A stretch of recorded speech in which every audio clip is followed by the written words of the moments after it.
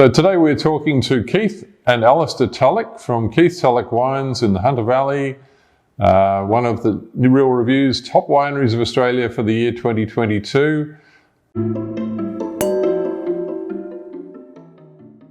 Congratulations guys and welcome, and thanks for your time today.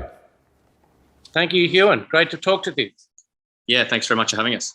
So Alisdair, you're the new generation, the new face of Tulloch, and the Tulloch name has been in the Hunter since the 19th century, obviously. There's what you've got going at Keith Tulloch is almost a dynasty within a dynasty, isn't it?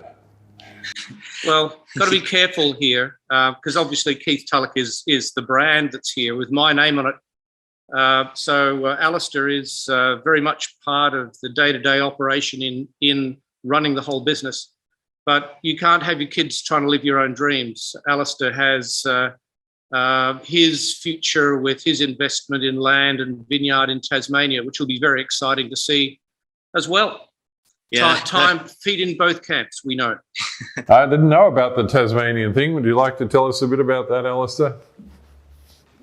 Yeah, I mean, the vineyard is a plot of land that my wife and I purchased a couple of years back. It's down in the Huon Valley, which, you know, is obviously a very different climate, very different soils to the Hunter Valley. So it's been a really interesting site to set up and a really interesting project.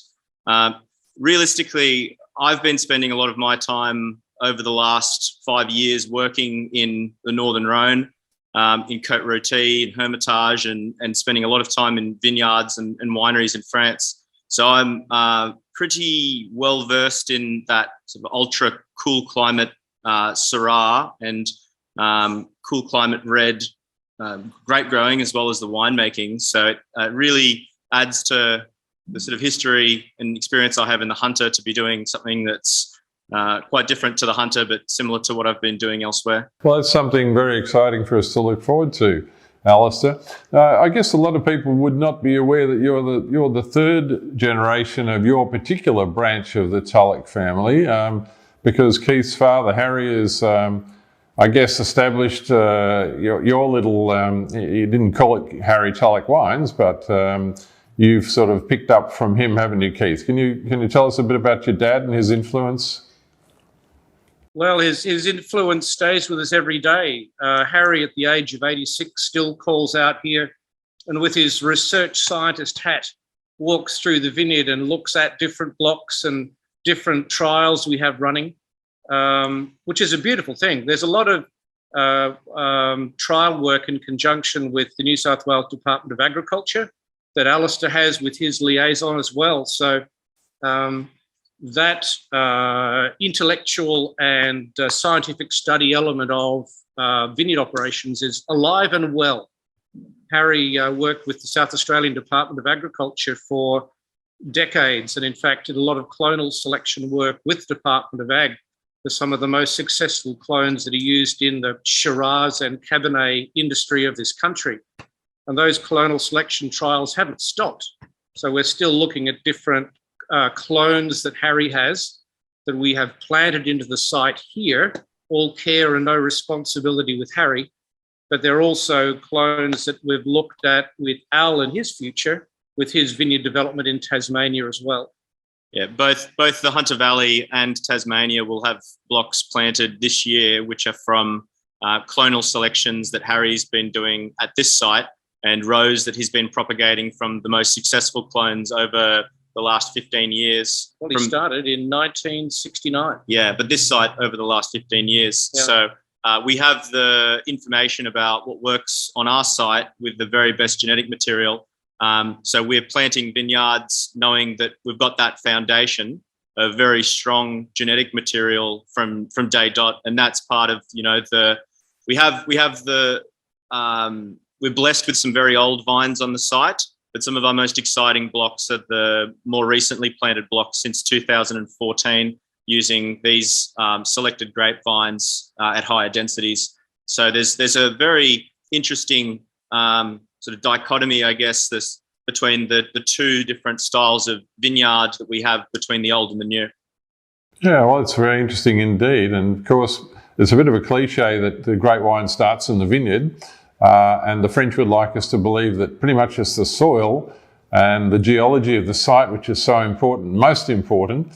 How important is that compared to the input of the human being who makes the wine? And in the middle of all that, the selection of planting material, the clones and planting material. Wow, I think they're all as important as one another. However, the saying axiom goes, you can't make a silk purse from a sow's ear. So having a brilliant site planted to the best clones, managed in the most professional manner possible to get the natural balance of the grape and the natural expression of the terroir, has to be what it's all about. That's the holy grail of resource for bringing into a winery, and then carefully managing that so that all of the expression is preserved as beautifully as possible, as faultlessly as it needs to be, to make wine of great merit and standing and potential, pedigree. Mm. There is a really large difference between the quality of wines from different clones and rootstocks. So, we put a lot of work into making sure we're getting that decision right. Essentially, when you look at our wines here, I think our single vineyard wines or our single block wines, we try and have a real consistency to the winemaking. And I think that's what the element of winemaking, which is incredibly important, is that if we're making wines from a single site and one year there's an element of winemaking which changes from year to year, the use of a lot of bunch or a lot of oak, and then not the next year, or in the winemaking there's inconsistencies which might be regarded as a fault or oxidation or something like that, then we're not actually getting that really clear expression of a vineyard over many years. And when you line up all of our vineyards from a similar year, then you're not actually going to see as clear of a difference between the vineyards, because the waters have been somewhat muddied by what's happening in the winery. So we're incredibly proud of the consistency of the wines that have been coming out of the winery, and we think we can take a huge amount of pride in the winemaking. However, what I find most interesting about our wines is the difference between the vineyards and the difference between the vintages, which we can clearly say comes from the vineyard and from the growing season, and not from saying this year we used a certain Cooper or this year we used a lot of bunch. Because for me, that's might be exciting from a winemaking point of view, but if the mission is to translate a site into a bottle of wine and to express that consistently, then that's much more interesting journey to go on. Keith, Alisdair Tulloch, both of you, really good to talk to you today, and thanks for coming along. And again, congratulations on being amongst the top wineries of Australia 2022 with a real review. Hope to see you and catch up with you at some of our events in the next few weeks. Thank you, and we look forward to catching up at both Sydney and Melbourne.